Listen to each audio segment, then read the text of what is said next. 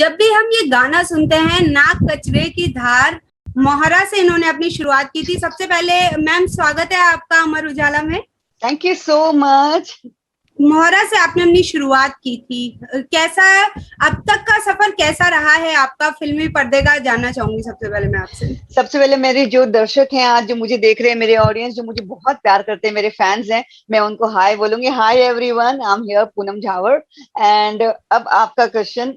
Yes, मोहरा से मेरी शुरुआत हुई थी और मैं बहुत लकी रही हूँ कि एक गाना, कहते हैं ना गोल्ड गोल्ड होता है, एक चीज जो आपके लिए वो जिंदगी का सबसे बड़ा सॉन्ग होता है, वो मुझे मिला मोहरा के हिसाब से। और मोहरा वाज लाइक मेरी, मैं कह सकती हूँ टीन एज में एकदम मुझे वो फिल्म, इतनी बड़ी फिल्म मिली और वो फिल्म बहुत बड़ी सुपर डुपर हिट हुई। तो मैं अपने आप को बहुत खुशनसीब मानती हूँ कि मेरी शुरुआत मोहरा से हुई, ना कजरे की धार से। जी बिल्कुल, लोगों के दिमाग में आज भी वो गाना समाया हुआ है पूनम मैम। जहां भी लोग सुनते हैं तो उनके जी। जहन में सबसे पहला नाम अगर किसी का आता है तो वो आपका आता है। तो इस चीज को कितनी बड़ी उपलब्धि आप अपने लिए मानती हैं? तानिया, मैं बहुत अपने आप को बहुत लकी मानती हूँ, क्योंकि अगर हम दसों हजारों फिल्में भी कर लें और किसी एक ही गाने से लोग आपको पहचानते हैं। जैसे मैं एक एग्जांपल देती हूँ, छोटा सा, मुझे देना तो नहीं चाहिए। जैसे अगर आप, जब भी रवीना जी आती हैं तो उन्होंने हजारों फिल्में की, मुझे पता नहीं, लेकिन जब भी वो आती है तो या तो टिप टिप बरसा या मस्त मस्त गाना ही बजता है। तो मेरे लिए भी मुझे इतना अच्छा लगता है कि जब भी मैं आऊँ तो सीधा ये बोलते हैं, ना कजरे की धार। So I don't mind, this is ये एक पहचान है देश में मेरी। बहुत बहुत थैंक यू मैं उसके लिए। तो ऐसी कोई मोहरा के समय की ऐसी कोई मेमोरी, क्योंकि आप सुनील शेट्टी के साथ नजर आई थी, तो कोई जी। ऐसी मेमोरी है, कोई ऐसी यादें जो आप, जो किसी को ना पता हो, कोई ऐसा किस्सा जो आप अपने दर्शकों को सुनाना चाहें? अ, देख ताने, बहुत सारे ऐसे किस्से हैं जो किसी को भी नहीं पता है, जो सिर्फ सेट पे थे उनको पता है। क्या था कि जो रोल मेरा था वो बेसिकली बहुत बड़ा स्ट्रेट फॉरवर्ड रोल था। बाद में उसको यादों में फ्लैश फॉरवर्ड में कर दिया गया। तो हम लोग कई दफा, जो हमारा एक सॉन्ग था, स्लो वर्जन था, रोमांटिक, जो घोड़े के ऊपर दौड़ना, घोड़े के ऊपर हमें बैठना था और सुनील शेट्टी जो, मैं उनके आगे बैठी थी। तो वो घोड़े से मैं 2 बार गिर चुकी थी और उसके फोटोग्राफ भी आज भी मेरे पास रखे हुए हैं। तो इस तरह से बहुत सारी चीजें जो शूट हमने की थी, वो आज तक किसी ने देखी नहीं है। वो सिर्फ यादें ही बन के रह गई। बड़ी तकलीफ होती है, बट काफी चीजें हैं जो फिर बाद में एज अ डायरेक्टर, जो उनको अच्छा लगता है, जो फिल्म की स्टोरी मोल्ड होती है, उस हिसाब से वो बनाते हैं। But I am still thankful. बिल्कुल, आपने ये बात तो बिल्कुल सही कही कि मतलब बस वो यादें बन के रह जाती है, लेकिन वो यादें कुछ लोगों के जहन में इस तरीके से होती हैं कि लोग जी उन्हें भुला भी नहीं पाते हैं। तो जी बिल्कुल आपसे तानिया। मैम एक चीज और जानना चाहूंगी, क्योंकि इसके हाँ। बाद लोगों ने ना बहुत उम्मीद की कि आप हमें कई जगहों पर दिखाई दें, पर लेकिन हम्म। आपने फिल्मों से थोड़ी दूरियां बना ली। कोई खास वजह इस चीज की? नहीं तानिया, ऐसा कहा जा सकता कि मैंने फिल्मों से दूरियां बनाई, लेकिन मैंने दूरियां बनाई नहीं। मैंने वो फिल्में एक्सेप्ट नहीं की जहां मेरे लिए करने को कुछ नहीं था। क्योंकि मैं सिर्फ एक फिल्मी स्ट्रगलर लड़की बन के काम नहीं करना चाहती थी। मैं चाहती थी कि मैं मुंबई की रहने वाली हूँ, यहीं की पैदाइश है मैं। अगर फिल्म नहीं तो मेरे पास बहुत सारे और रास्ते हैं जिंदगी करने के लिए। तो मैं चाहती थी कि मुझे वैसा रोल मिले जो मुझे अच्छा लगे। तो जिस तरह के रोल उस वक्त ऑफर हो रहे थे मुझे, वो मुझे, और as per my age also, मैं एक बार साड़ी पहन सकती हूँ, हर रोल हर फिल्म में तो साड़ी नहीं पहन सकती हूँ। तो और मेरी पढ़ाई भी चल रही थी, तो मैंने मैंने काफी चीजों को ना भी बोला था। और हमारी इंडस्ट्री आपको पता है, उसके बाद लोगों को लगता है कि मुझे काम नहीं करना, ये नहीं करना। पर एनीवेज, मैंने उसके बाद बहुत सारी साउथ इंडियन मूवी की हैं जो, ये हिट है कि जितनी भी फिल्में मैंने की हैं वो सब बड़ी हिट हुई हैं। वो नाम अगर मैं गिनाऊंगी तो सब बड़ी हिट रही हैं। बहुत सारी नहीं की है, लेकिन जो भी किया वो अच्छा रहा और मुझे सेटिस्फाइड हुआ कि चलो ठीक है, मैंने जो भी किया ठीक किया। बिल्कुल, इस बात ने जी बिल्कुल ही दोहराया नहीं है मैम कि आपने जितनी भी जी फिल्में की हैं वो जी। सब बहुत सुपरहिट रही हैं, बड़े थैंक यू बड़े तानिया। काफी थैंक यू फिल्मों को तानिया। सराहा गया है आपकी। लेकिन जी तानिया। अगर मैं आज के दौर की बात करूं, क्योंकि आप 90 के सिनेमा से आज तक का सिनेमा देखती आ रही हैं, आपको क्या जी लगता है जी। किस तरीके का बदलाव आया है सिनेमा में?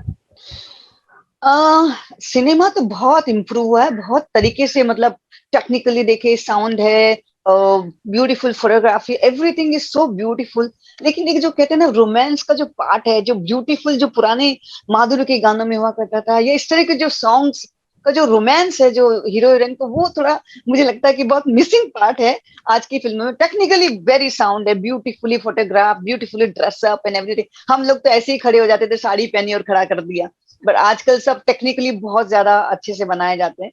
बट थोड़ा सा एक रोमांस का पार्ट है ना, वो बहुत कम फिल्मों में, मतलब शाहरुख में होता है या फिर करण जौहर में होता है, बट बाकी में थोड़ा एक्शन बहुत ज्यादा लेकिन आपने जैसा बोला कि साड़ी पहनाते थे, खड़ा कर है। देते हाँ थे, लेकिन स्टिल उस टाइम के जो गाने थे वो जी, आज भी लोगों को याद है। उन गानों के आज भी रिमिक्स बनते हैं क्या? वही मैंने कहा ना। यस। आपको पसंद आते हैं पर्सनली रिमिक्स जो उस दौर के?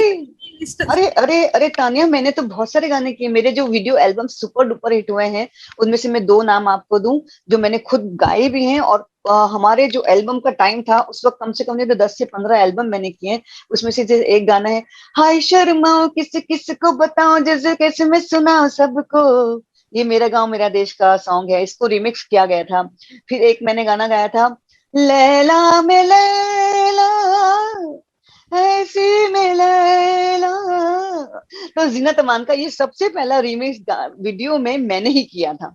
सो सो पुराने गानों को नया रिमिक्स करना मेरे हिसाब से बहुत अच्छा है, बिल्कुल बिल्कुल। अच्छा, क्योंकि अगर पुराना तो रहने ही वाला है। हाँ, पुराना तो स्टिल पुराने रहने ही वाला पुरानी, रहने ओल्ड ही इज वाला गोल्ड है ऑलवेज उसको। होता है, यस, बस ओल्ड इज गोल्ड। अपनी एक जगह। सही बोल। Yes Tania, yes Tania. Poonam ma'am, एक चीज मैं और जानना चाहूंगी, क्योंकि जैसे कि ना कजरे की धार जो गाना है जी वो जी लोगों के दिलों में आज भी है ना? जी जी लेकिन जी जब तानिया। आप कहीं जाती हैं तो क्या पर्सनली लोग आपको कभी भी, अरे ये वो एक्ट्रेस है, ऐसे करके कभी लोगों की जुबान से आपके लिए निकला है? क्योंकि अरे बहुत बार तानिया। क्योंकि ऐसा पूछिए होता है आगे कि हैं। ये गाना पहचान बन जाता है किसी की। जी तो जी तानिया। आप जब जाती हैं, आप पे ये जो फिल्माया वो गाना था, उसमें लोग आपको आज कैसे जानते हैं, कैसे पहचानते हैं? तने आज भी मैं एक्सेप्ट करूंगी कि बहुत सारे शोज इवेंट जब मैं करती हूँ, तो मेरा इंट्रोडक्शन ही ना कजरे की धार की वाली लड़की से होता है। और मैं कहती भी हूँ यार उसके अलावा भी कुछ बोल लो, बोले नहीं बस ये बोला तो सब जान जाएंगे आप कौन है। तो मैंने कहा ठीक है फिर बुलाओ यार। तो ना कजरे की धार बोलना ही मतलब मैं पूनम झावर हूँ। तो ज्यादा इंट्रोडक्शन देने की जरूरत नहीं पड़ती, उसके बाद फिर ठीक है जितना देना है। लेकिन लोग ऑफ कोर्स मुझे आज भी स्टेज पे बुलाते हैं या पर्सनली देख के पहचानते हैं। तो ओ माय गॉड की राधे माँ भी जानते हैं, और पूनम झावर ना कजरी की धार भी जानते हैं। बिल्कुल, मैं अभी इसी चीज पे आने वाली थी अच्छा अच्छा कि ठीक है। एकदम से मतलब हमने आपको एक मासूम लड़की के तौर पे देखा था जब मारा में देखा, उसके बाद सडनली हमने आपको ओ माय गॉड में एक अलग ही अवतार में देखा। जी तो ये जी। कलाकार की सच में असली पहचान होती है कि वो अलग अलग किरदार निभाता है। हाँ आप दैट्स वेरी नाइस या। आपके लिए किस तरीके का एक्सपीरियंस था राधे माँ का किरदार निभाना? मैं मुझे ओ माय गॉड ऑफर हुई थी, तो किसी को मतलब जो मेरे डायरेक्टर हैं, बिलीव करें कि एक न्यूज़पेपर पे मेरा फोटोग्राफ छपा था, और उन्होंने वो फोटोग्राफ देखा, उनको लगा कि ये जो लुक है मेरा ऑरा जो है वो राधे माँ के रोल में बहुत अच्छा लगेगा। और जब मैंने लुक टेस्ट करने गई, तो जब मुझे सन्यासिनी का कपड़े वपड़े पहनाए गए, मैंने बोला यार ये क्या कर रहे, क्या मतलब क्या क्या रोल देने वाले हो तुम मुझे, मतलब मेरे को नहीं करना ये सब। बोले नहीं नहीं, आप सिर्फ आप अपना लुक टेस्ट दीजिए, बाकी हम देखेंगे। और आपको पता है उसी का उसी वक्त वो ओके हो गया। और I have never met Radhe Maa, I have never seen her in my life before doing the role, after doing the role. So मेरे लिए एक चैलेंज था कि मैं वो रोल को कैसे निभा पाऊंगी। But it was so easy because director ने बोला कि आपको क्या करना है, और मेरे माइंड में वो ऑटोमेटिकली भगवान ने डाल दिया कि आपको ये लुक देना है। तो वो बहुत हो गया। और सेकंड बात रही कि मैं अपनी लाइफ में कितना ज्यादा भगवान को मानती हूँ। तो बेसिकली मैं मारवाड़ी फैमिली से हूँ, और मेरी मम्मा जो है वो बहुत ही पूजा पाठी हैं। और साथ साथ में मैं ये नहीं कहूंगी कि मैं हर दिन मंदिर जाती हूँ, लेकिन मैं भगवान को मानती हूँ, मैं ऊपर डेस्टिनी को मानती हूँ, मैं ऊपर वाले को मानती हूँ कि जो चीजें होती है समय होता है अच्छे के लिए होता है। आप अपनी मेहनत करते रहिए, ट्राई करते रहिए, जब आना होगा चीजें आती हैं। मेहनत करना छोड़ देंगे तो फिर कुछ भी नहीं आएगा। सिर्फ बोलेंगे भगवान मेरे को दे दे, ऐसा नहीं होता ना, जाना भी पड़ेगा मांगने के लिए। तो एंड धर्म को मैं बहुत बिलीव करती हूँ, क्योंकि जब धर्म है तो हम हैं, क्योंकि हमें हमारी पहचान हमारा धर्म है। मैं कास्टिज्म को बिलीव बिलीव नहीं करती, कास्ट कोई भी हो, लेकिन धर्म का मतलब है कि आप अपनी मान्यताओं को, अपने विचारों को एक्सप्रेस करें, लोगों को बताएं, वही धर्म होता है। Casteism is nothing. बिल्कुल, आप बिल्कुल सही बोल रही हैं कि जो आस्था होती है वही सबसे बड़ी चीज होती है कि कास्ट हाँ को डिवाइड नहीं करना चाहिए। बिल्कुल बिल्कुल। पूनम मैम एक चीज और जानना चाहूंगी, क्योंकि आप सिंगर भी हैं, आप एक्ट्रेस भी हैं, आप जी राइटर भी तान्या। हैं और आप निर्माता भी हैं, तो किस तरीके से अपनी अपनी जिंदगी को आप मैनेज करती हैं? क्योंकि एक अभिनेता और लेखक और साथ ही निर्माता के तौर पे काम करना, इसके ऊपर से आप सिंगिंग भी करती हैं, तो किस तरीके से अपने पूरे शेड्यूल को मैनेज करती हैं? तान्या, सिंगिंग तो मैं एल्बम के टाइम पे थोड़ा प्रोफेशनली कर लेती थी। जब मैं अपने एल्बम्स कर रही थी तो सारे गाने मैंने खुद गाए थे। उसके बाद थोड़ा सा मुझे गले में थोड़ी प्रॉब्लम हो गई थी, तो मैं उस उतना टेक्निकली रोज गा नहीं रही थी, तो वो मेरा प्रोफेशन नहीं बन पाया। लेकिन एज ए राइटर मैं सिर्फ शौकियाना लिखती हूँ, क्योंकि मेरी माँ बहुत बड़ी राइटर पोएटस हैं, और उनकी जो कहते हैं ना जीन्स में होता है, अपने खून में होता है, वो मुझ में भी है। तो मैं कुछ कुछ लाइनें लिख लेती हूँ, कुछ अच्छा सा, कभी कभी किसी इवेंट में जाती हूँ तो वो देख करके मैं 4 शब्द लिख सकती हूँ। But yes, I am actress के साथ मैं कभी ना कभी डायरेक्टर जरूर बनना चाहूंगी, अगर खुदा ने मुझे मौका दिया। मुझे लगता है कि मेरा विजन बहुत अच्छा है और मैं बहुत अच्छा डायरेक्ट कर सकती हूँ। तो देखते हैं, ऊपर वाले की मर्जी है कि वो मुझे कहाँ से कहाँ ले जाता है। But I am ready to do hard work in my life. बिल्कुल बिल्कुल, हार्ड वर्क से तो सब कुछ मिलता है मैम, लेकिन जैसे कि अब आपने ये बात निकाली है कि मैं आगे हाँ चल के डायरेक्टर भी बनना चाहूंगी, यस तो यस। अगर आपको किसी एक बॉलीवुड एक्टर को कास्ट करना होगा, तो कौन होगा वो एक्टर जिन्हें पूनम मैम अपनी फिल्म में लेना चाहेंगी? OMG, ये तो बहुत बड़ा क्वेश्चन पूछ लिया आपने। सब में नाराजगी करा दोगी, फिर मेरे को कोई एंट्री भी नहीं देगा। नहीं नहीं, बिल्कुल नहीं, बल्कि ये तो एक कॉम्प्लीमेंट है कि आपका कोई फेवरेट है। नहीं, फेवरेट तो है, बट मुझे क्या लगता है कि मैं आई आई सबसे माफी चाहूंगी, लेकिन मैं एक नाम जरूर लूंगी।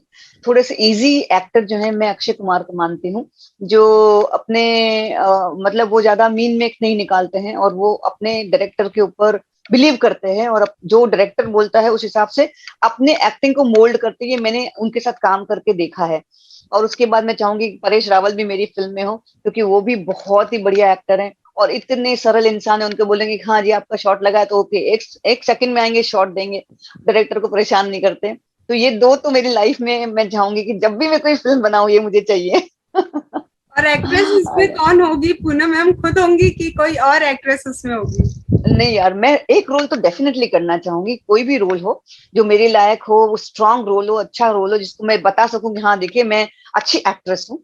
लेकिन डेफिनेटली अगर वो बहुत ट्रेंडिंग रोल होगा, कुछ उसमें एक लीड रोल और भी एड ऑन करना होगा, तो आई डोंट माइंड। उस वक्त जो भी एक्ट्रेस बहुत अच्छी हमें उस रोल में जमेगी उसे लेंगे हम डेफिनेटली।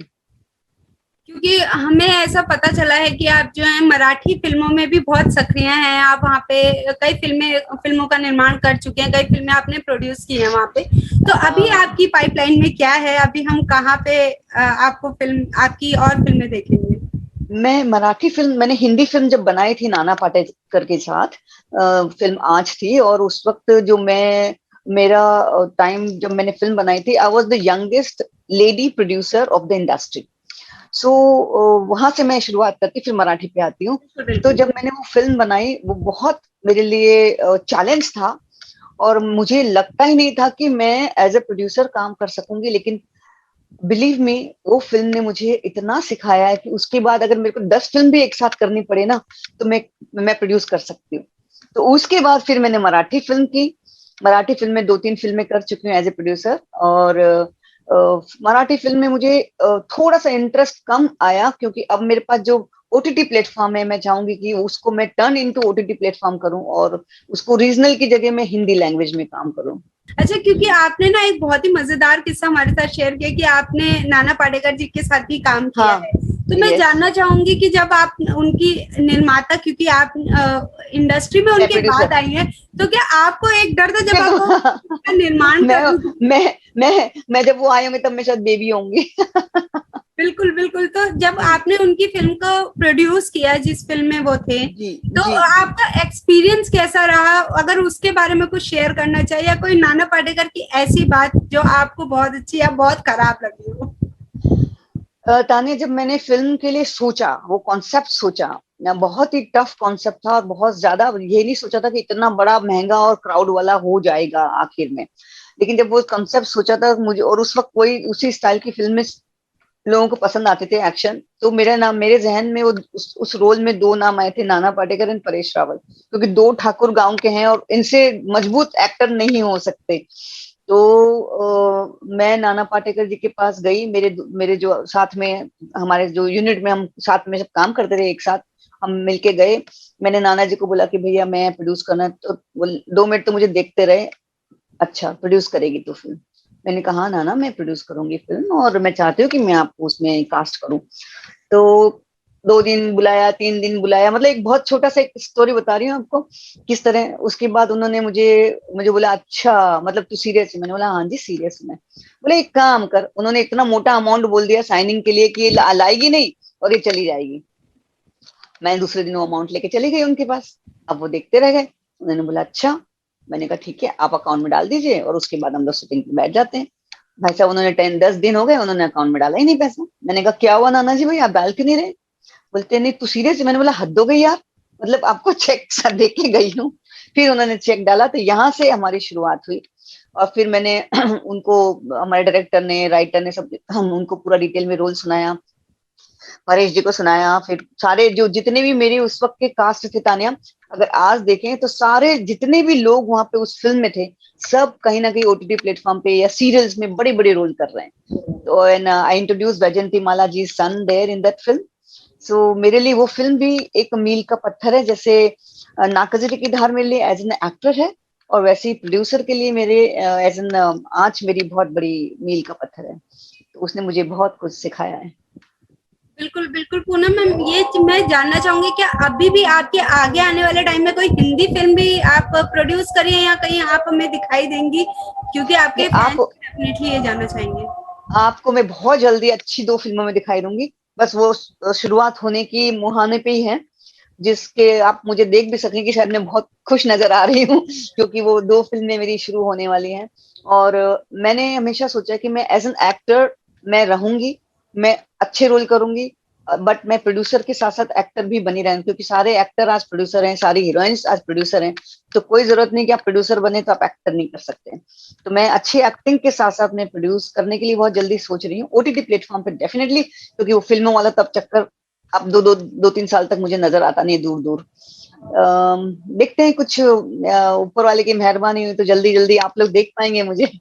बिल्कुल, हम भी आपको देखना चाहेंगे जी। और आपके फैंस भी आपको बहुत जल्दी स्क्रीन पे यस। देखना चाहेंगे, चाहे वो टीवी पे देखे, बॉलीवुड में देखे या फिर यस ओटीटी तानिया। प्लेटफॉर्म पे देखे। कलाकार तो कलाकार होता है। अच्छा मैम, यस। साथ में क्योंकि आप एक बहुत अच्छी सिंगर भी हैं, तो मैं चाहूंगी कि आप अपने फैंस के लिए कुछ गुनगुनाएं, क्योंकि वो भी ओ, आपको सुनना चाहेंगे। ओ माय गॉड, ये तो बड़ा डिफिकल्ट क्वेश्चन हो गया, तो सोचा ही नहीं था मैंने। मैं मेरी मम्मी का ही 2 लाइन सुना दूं क्या? बिल्कुल। तो फिल्म का गाना अभी मुझे तो एग्जैक्टली याद नहीं है।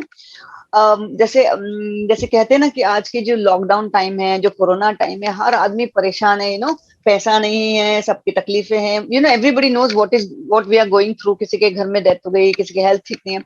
बट लेकिन क्या है, मैं ये सोचती हूँ कि अगर आप जरा सा भी किसी को मुस्कुरा के बात करें, थोड़ा सा हंस के बात करें, rather than you just getting upset और एंग्री और नॉट गिविंग अ लुक। एक फोन भी करना आदमी को मुहान नहीं है आजकल, एक फोन करके भी नहीं पूछते कि भाई आप कैसे हो, डरते हैं कि सामने वाले ने कुछ मांग लिया तो मैं उसके ऊपर मैंने 2 लाइन मेरी मम्मी की याद मुझे थी कि मुस्कुरा के जब भी तुम मिले, मुस्कुरा के जब भी तुम मिले, मैं सिंदूरी सांझ हो गई। मतलब कि आप जब हंस के मिलेंगे तो जीवन में खुशियां आती हैं। तो ये मेरा सबसे कहना है जो मुझे सुन रहे हैं, कि थोड़ा सा मुस्कुरा के बात कर लिया कीजिए किसी से भी। हंस के बात करना मतलब it is like you appreciating some other person in life. Right, बिल्कुल आपकी सोशल मीडिया पोस्ट में भी आप काफी खुश नजर आती हैं। अच्छा, या साथ ही मैम मैं ये भी जानना चाहूंगी, क्योंकि आप सामाजिक कार्यों से भी काफी जुड़ी हुई हैं, आप सोशल एक्टिविटी में यस तान्या, काफी यस। सक्रिय रहती हैं, उसके बारे में कुछ अगर आप मुझे बता दें, क्योंकि पेंडेमिक का टाइम भी चल रहा है, ऐसे में हर कोई अपनी लाइफ में कहीं ना कहीं परेशान है। परेशान है, हाँ, बिल्कुल। तो आप इस तान्या ऐसे मैं वैसे तो 2-3 एनजीओ के साथ जुड़ी हुई हूँ, और उनके साथ बराबर से मेंबर हूँ उनकी संस्था के साथ।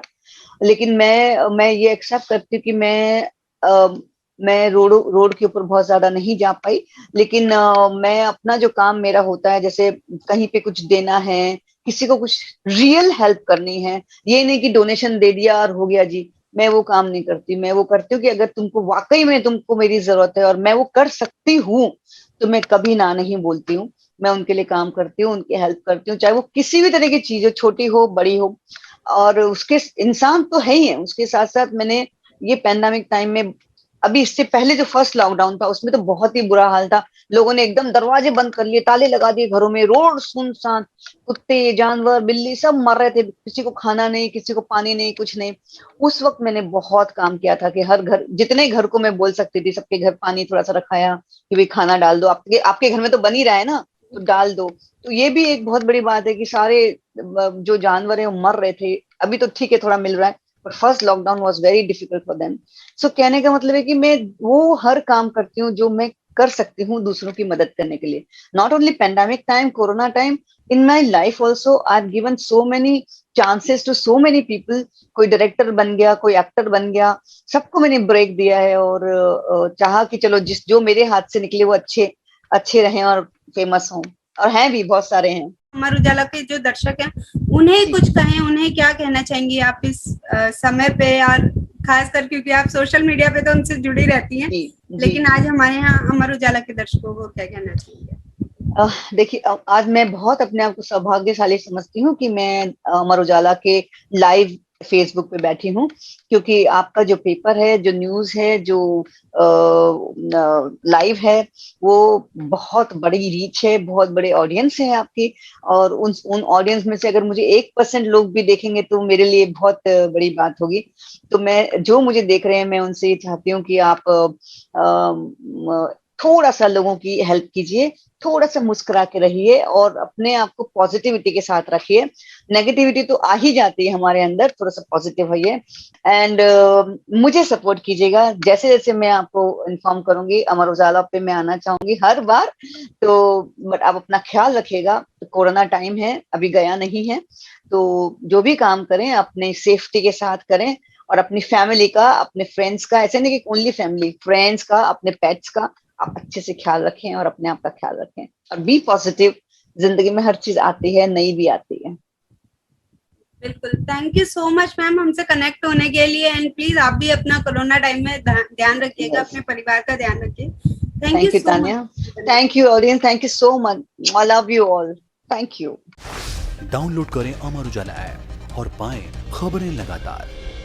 अगर आप ये वीडियो YouTube पर देख रहे हैं तो हमारे चैनल को सब्सक्राइब करें और बेल आइकन को दबाना ना भूलें। अगर आप Facebook पर ये वीडियो देख रहे हैं तो हमारे पेज को लाइक करें।